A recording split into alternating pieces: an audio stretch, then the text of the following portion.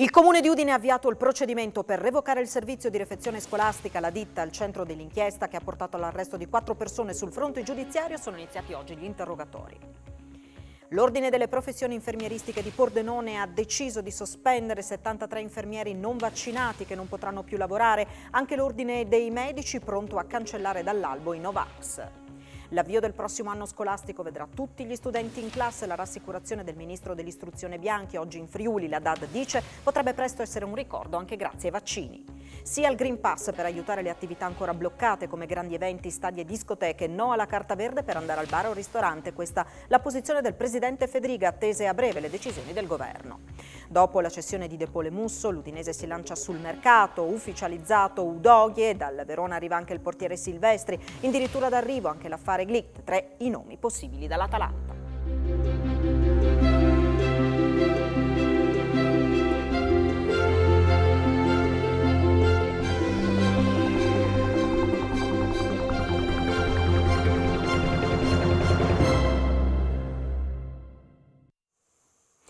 A tutti voi buonasera, bentrovati a questa edizione del telegiornale di Telefriuli. Il Comune di Udine dunque ha avviato il procedimento per rescindere il contratto con la ditta che forniva i pasti alle mense scolastiche, finita al centro dell'inchiesta che ha portato all'arresto di 4 persone. Sul fronte giudiziario sono cominciati gli interrogatori di garanzia per le 5 persone sottoposte a misure cautelari. Il Comune di Udine ha avviato la procedura per rescindere il contratto con la EP SpA, l'azienda con sede operativa a Napoli che forniva i pasti alle mense scolastiche del capoluogo e di altri 6 comuni friulani. Ad annunciarlo è stato il sindaco Pietro Fontanini. Nel pomeriggio la dirigente dei servizi educativi di Palazzo d'Aronco, Silvia Sclafani, ha firmato una determina con la quale si procede alla risoluzione dell'affidamento del servizio mensa conferito a un'altra ditta. La EP è al centro dell'inchiesta condotta dai carabinieri del NAS del capoluogo friulano e coordinata dal PM udinese Elisa Calligaris. L'indagine ha portato all'arresto di 4 persone, all'obbligo di dimora per un'altra e a 5 indagati, tra i quali l'ex assessore all'istruzione del Comune di Udine, Elisa Battaglia, che ha rassegnato le proprie dimissioni. Sul fronte del Tribunale, oggi sono cominciati gli interrogatori di garanzia delle 5 persone sottoposte a misure cautelari. Sabato il responsabile commerciale per il nord-est della EP, sottoposto a obbligo di dimora in Puglia, Rocco Ruggero, è stato sentito nel Tribunale di Trani da un GIP delegato dal titolare del procedimento, il giudice udinese Emanuele Lazzaro. Il mio assistito, spiega il difensore, l'avvocato Americo Bramato con studio a Bisceglie, si è avvalso della facoltà di non rispondere perché non eravamo ancora in possesso delle carte processuali. Saranno effettuati per rogatori anche gli interrogatori di 2 dirigenti dell'EP ai domiciliari in Campania. Il fondatore della ditta, Pasquale Esposito, e un quarto dirigente saranno invece interrogati mercoledì in collegamento telematico dal GIP udinese Matteo Carlisi. Dal punto di vista occupazionale questa revoca non dovrebbe comportare conseguenze per i dipendenti attualmente assunti da EP. Cuochi e trasportatori dovrebbero passare alla nuova ditta, si tratterebbe della Camst.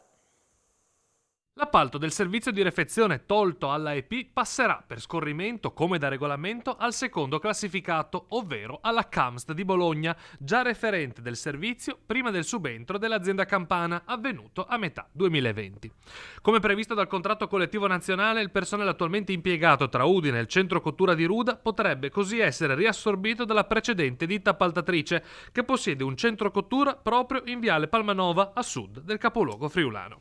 Bene che venga garantita la continuità del servizio, ha commentato Francesco Bonopane, referente di Filcams Udine. Siamo pronti a discutere del riassorbimento di tutto il personale interessato, tra cuochi e trasportatori, impiegato a Udine ma anche in altri comuni della provincia, dovessero eventualmente seguire altre revoche nei vari territori in cui EP fornisce il servizio, tra i quali ricordo Varmo, Trivignano Udinese, Tarcento, Arta Terme, Rive d'Arcano, Vito d'Asio e Cimadolmo. Questa cinquantina di lavoratori, ha proseguito il sindacalista, ha già patito abbastanza in questi ultimi mesi tra Covid, cassa integrazione e la rabbia comprensibile dei genitori. Proprio venerdì 23 luglio abbiamo un incontro con i dipendenti per discutere della situazione e dell'eventuale riassorbimento. Ora, ha poi concluso Bonopane, attendiamo dall'azienda campana l'elenco del personale che sarà coinvolto dal passaggio di azienda. L'ex assessore all'istruzione di Udine ha fatto ciò che era nelle sue possibilità per migliorare la qualità del cibo servito nelle mense delle scuole cittadine, dando una disponibilità maggiore di quella offerta dalle amministrazioni di altri comuni friulani. A spiegare la posizione di Elisa Asia Battaglia, indagata per abuso e omissione d'atti d'ufficio, è il suo difensore, l'avvocato Teresa Dennetta. La mia assistita, dice il legale, ha partecipato a oltre 37 incontri con la commissione mense, ha sollecitato i controlli e le contestazioni degli uffici grazie alle quali la EP SpA ha pagato alcune penali, ha fatto modificare i menù e ha mediato affinché in periodo di pandemia ai genitori fosse consentito l'accesso alle scuole e ai centri cottura per le verifiche, cosa quest'ultima che nessun altro comune friulano servito dalla EP ha permesso, conclude Dennetta, che ha poi affermato che Battaglia in breve eserciterà il suo diritto ad essere ascoltata dagli inquirenti. L'avvocato si è detto fiduciosa sull'esito delle indagini e della vicenda. E nel giorno in cui sono cominciati gli interrogatori di garanzia per le 5 persone sottoposte a misure cautelari nell'inchiesta mense, all'esterno dell'Istituto Alberti di via Baldasseria Media a Udine sono stati affissi cartelli contro il sindaco Fontanini e l'ex assessore Battaglia.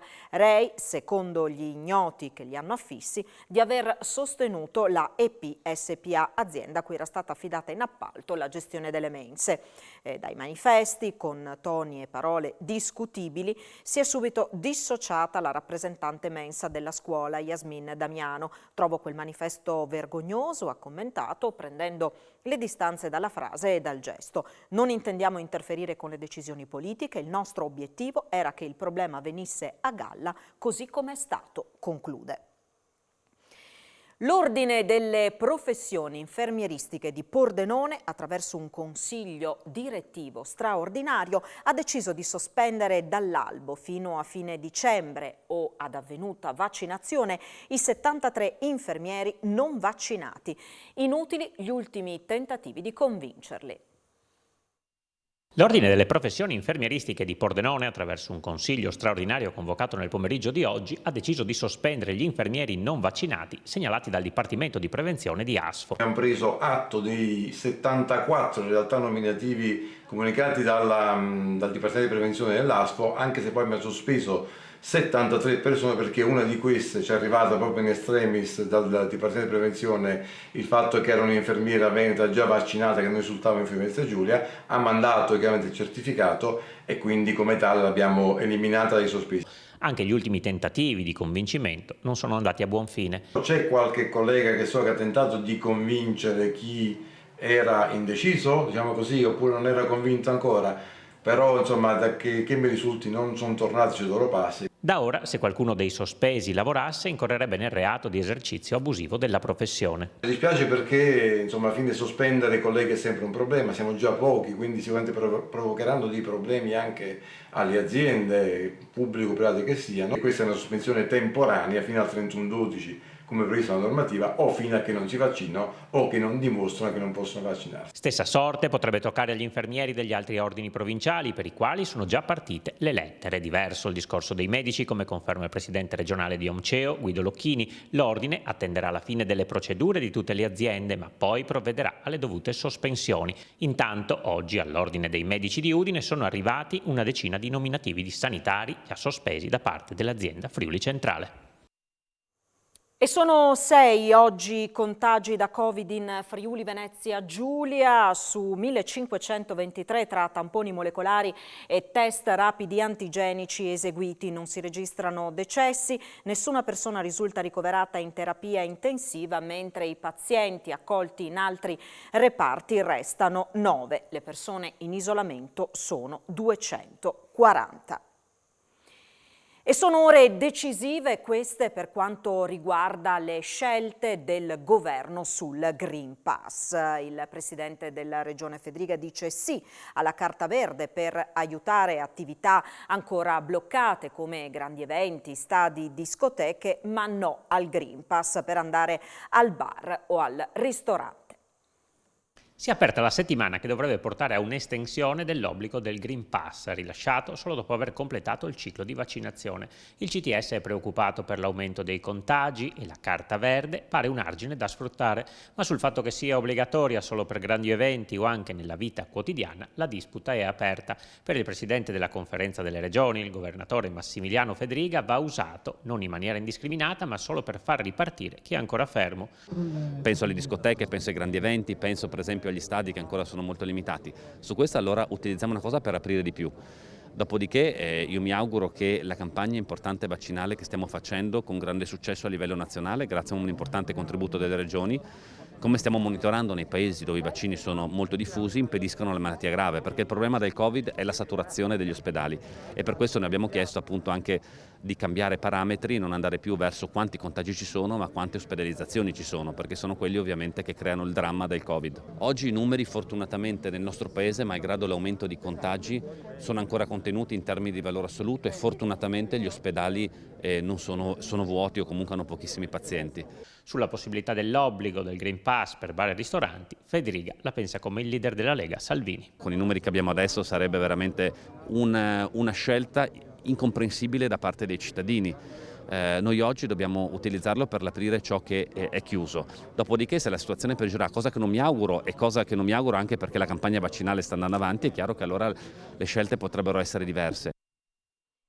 Non ci sono altri casi di contagi oltre ai 16 riscontrati al ritorno dalla Francia, così il presidente dell'ANSI, Alessandro Pandolfo, rassicura sulla situazione del gruppo di allievi maestri di sci del Friuli Venezia Giulia rientrati dal paese d'Oltralpe a causa del Covid. Lo abbiamo sentito per gli ultimi aggiornamenti.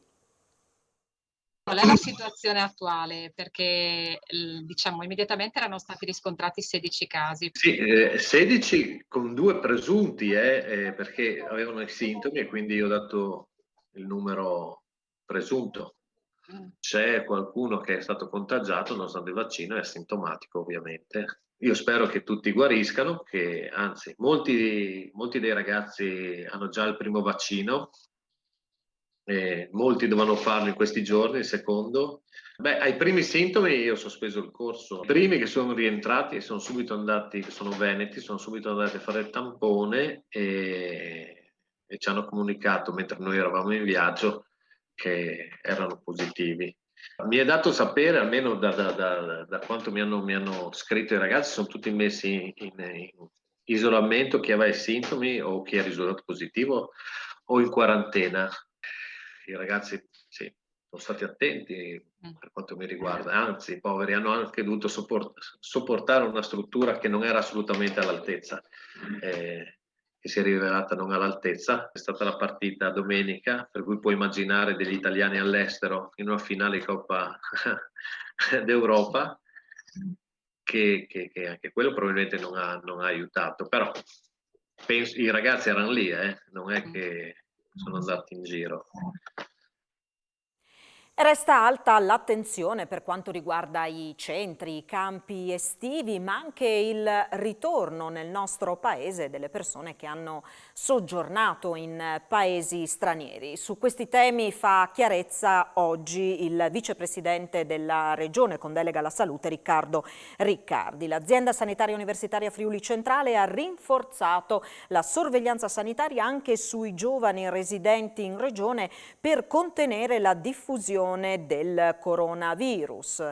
Ha detto così in relazione ai cluster nati nelle scorse ore tra il villaggio EFA di Lignano, il ritiro estivo di Piani di Luzza e i maestri di sci rientrati in Italia dopo un periodo di allenamento all'estero. In tutti questi casi, ha spiegato Riccardi, si è messo in moto il contact tracing che ha permesso l'isolamento immediato di queste persone, mentre altre sono state poste in quarantena in quanto risultate essere contatti diretti. Per quanto riguarda le persone che rientrano dall'estero, il vicepresidente fa sapere che hanno l'obbligo di comunicarlo al Dipartimento di Prevenzione attraverso il sito aziendale, collegandosi alla home page del sito di ASU FC, accedendo alla pagina Rientro in Italia, dove è possibile ottenere informazioni aggiornate.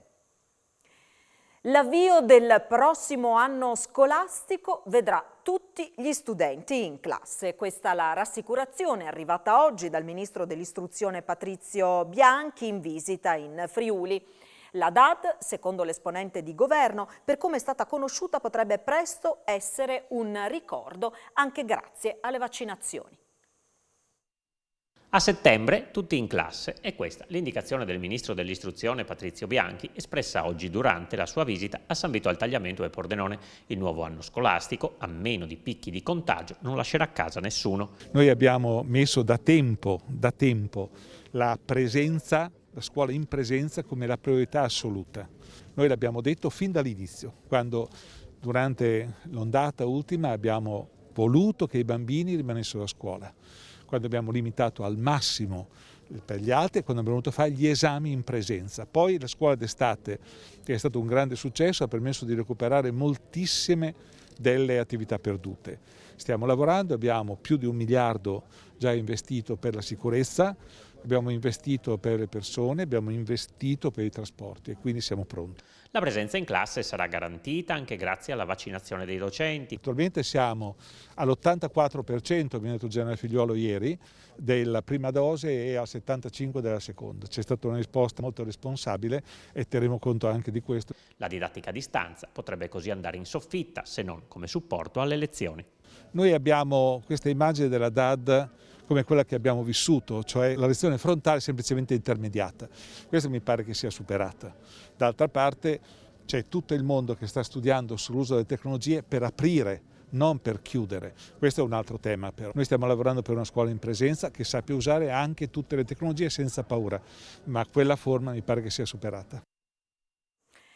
Il ministro Bianchi era oggi in Friuli per l'inaugurazione dell'ampliamento della LEF, la fabbrica modello per l'industria 4.0 di San Vito al Tagliamento. La nuova realtà ha visto un investimento di oltre 11 milioni di euro, la creazione di ulteriori 3.000 metri di area attrezzata con macchinari all'avanguardia destinati ad aziende e scuole per la trasformazione digitale. La fabbrica modello dell'industria 4.0 di San Vito al Tagliamento raddoppia, taglio del nastro oggi alla presenza di numerose autorità, su tutte il ministro dell'istruzione Patrizio Bianchi per l'ampliamento della Lean Experience Factory, centro di eccellenza per la formazione professionale del campo del Lean Management e della trasformazione digitale, realizzato nel 2011 per iniziativa dei soci fondatori Confindustria Alto Adriatico, McKinsey & Company e altre istituzioni locali. La realizzazione dello stabilimento che è durata 13 mesi, un pochino di più i contenuti, tutta la parte di hardware e software ci abbiamo messo 16 mesi, ovviamente un investimento anche significativo, stiamo parlando di 12 milioni compresi appunto i contenuti tecnologici, software e l'hardware che ci sono al proprio interno. Ci aspettiamo di poter ospitare dai 6.000 persone in presenza l'anno e che potranno arrivare fino a 10.000 per quanto riguarda la formazione a distanza remoto. La nuova struttura ospiterà il più integrato Digital Innovation Hub al mondo, un modello da esportare secondo la Confindustria nazionale. Una giornata stupenda per il territorio, ma proprio per l'industria italiana e per i giovani, perché vedono i cambiamenti concreti che si realizzano all'interno di una sperimentazione che diventa modello didattico facendo delle cose nuove, quindi laboratori digitali, prodromi all'industrializzazione 4.0. Alla LEF potranno sperimentare le nuove tecnologie aziende, scuole e il sistema degli ETS, un'opportunità alla quale la Regione, che ha investito 4 milioni di euro con il consorzio Ponte Rosso, guarda con entusiasmo. Si completa un percorso, un circuito virtuoso che ha visto le istituzioni, le università, le associazioni di categoria, gli ETS lavorare fianco a fianco per garantire al Friuli Venezia Giulia, ma non solo, questa eccellenza. Ed ora alcune notizie di cronaca. Madre e figlio sono rimasti intossicati a seguito di un incendio divampato negli scantinati di un'abitazione di Porcia per il malfunzionamento della lavatrice. Sono stati ricoverati in ospedale per accertamenti. Un uomo di 87 anni invece è stato trovato senza vita nella sua abitazione di Campoformido. Questa mattina inutili i soccorsi, il pensionato è morto a seguito di un malore fatale. stradale. Ancora versa in gravi condizioni un 56enne di Povoletto che ha riportato un trauma cranico dopo essere caduto mentre stava passeggiando. È scivolato forse a causa di un malore e ha riportato questa importante lesione al capo. È ricoverato in terapia intensiva. Lunghe code fino a 10 chilometri si sono create sull'autostrada A4 nel tratto a 3 corsie tra San Giorgio di Nogaro e Latisana in direzione Venezia a causa di un mezzo pesante in panne e 2 articolati che si sono tamponati. Il doppio episodio è venuto poco dopo le 7. Uno dei mezzi coinvolti nel tamponamento ha perso il carico di orzo e poi ancora la perdita di gasolio e olio. Le operazioni di bonifica non sono state semplici, hanno costretto a chiudere per più di un'ora 2 delle 3 corsie del tratto stradale. Dalle 10 è ripresa la marcia su 2 corsie.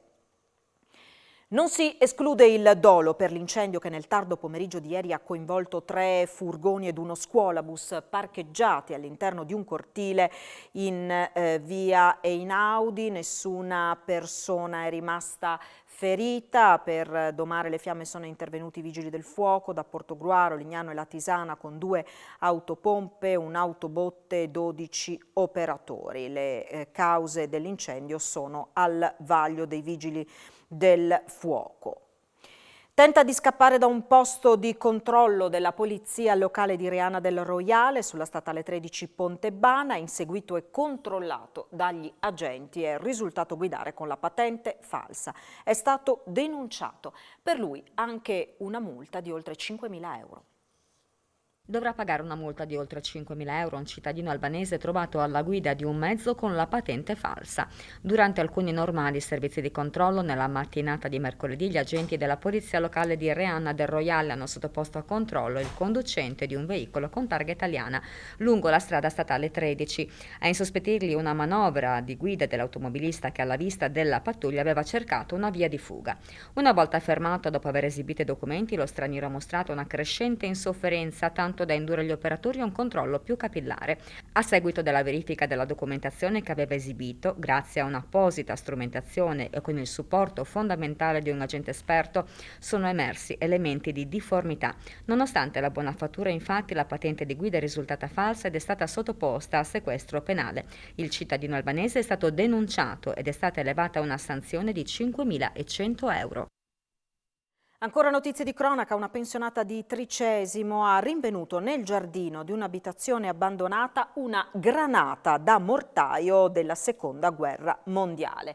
Il residuato è stato fatto brillare in sicurezza dagli artificieri. Ancora un 30enne di Udine versa in gravi condizioni per le lesioni riportate in un incidente stradale accaduto questa mattina a Mariano del Friuli. Nello scontro che ha coinvolto 2 auto è rimasto gravemente ferito anche un 50enne di grado.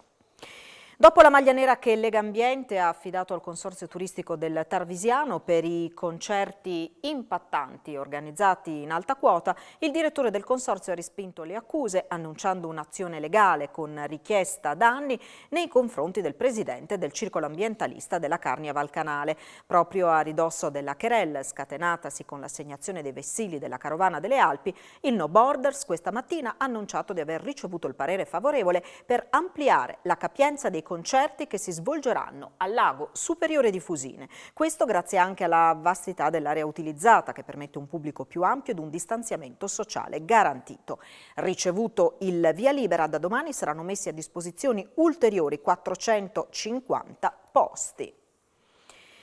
Una serie di interventi per la sicurezza saranno realizzati dalla Risiera di San Sabba a Trieste, inserito dal Ministero della Cultura tra i 5 musei della memoria a livello nazionale.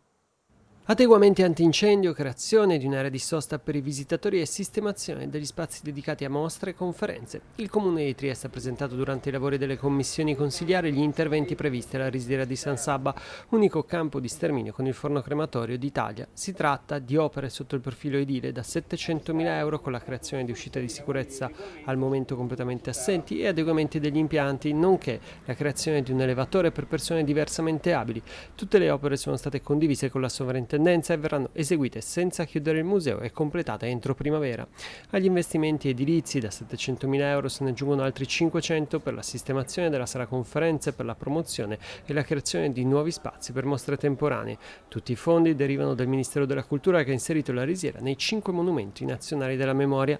L'assessore comunale alla cultura Giorgio Rossi ha sottolineato che i numeri dei turisti nei musei cittadini a giugno 2021 sono tornati a dati simili al 2019, l'ultimo periodo pre-pandemia, quando alla risiera di San Sabba si erano recate oltre 100.000 persone.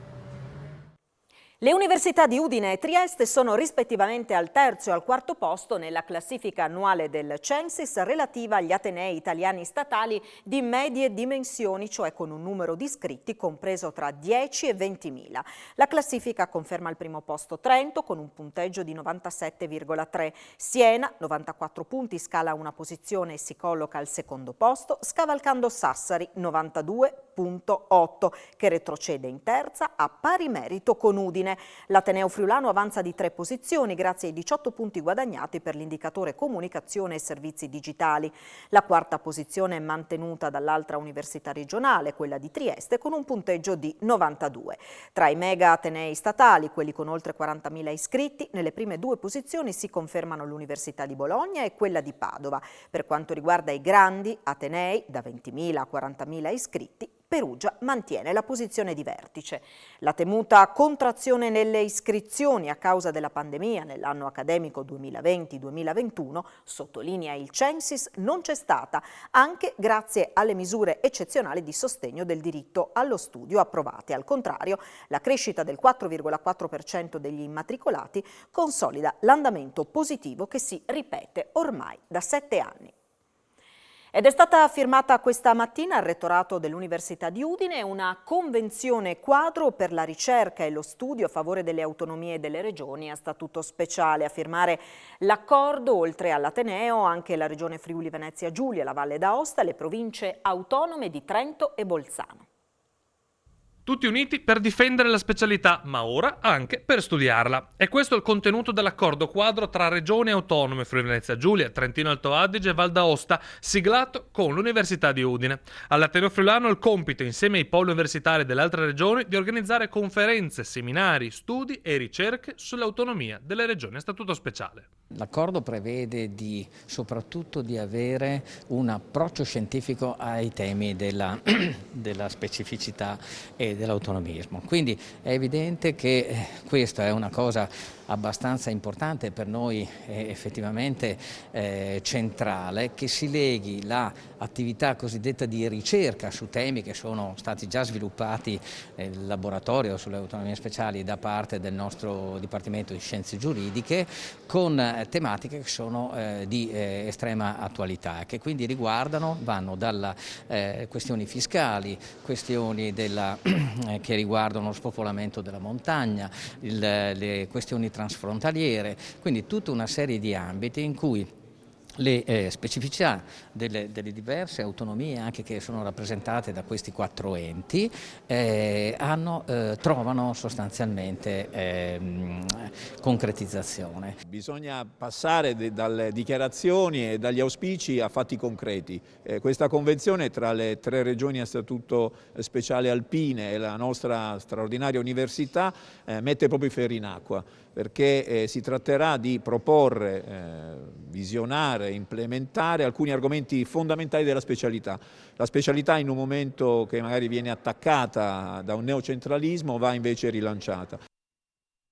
Tra poco l'appuntamento con le news sportive, in primo piano il mercato dell'Udinese dopo quello in uscita con De Paul e Musso che sono stati ceduti. Si parlerà anche del mercato in entrata, ufficializzato Udogie, e dal Verona arriva anche il portiere Silvestri, addirittura d'arrivo anche l'affare Glick. Se ne parlerà tra poco appunto nel TG sportivo e poi vi ricordo l'appuntamento con le previsioni del tempo a cura di Antonino Renda. Grazie per averci seguito e buon proseguimento di serata. Arrivederci.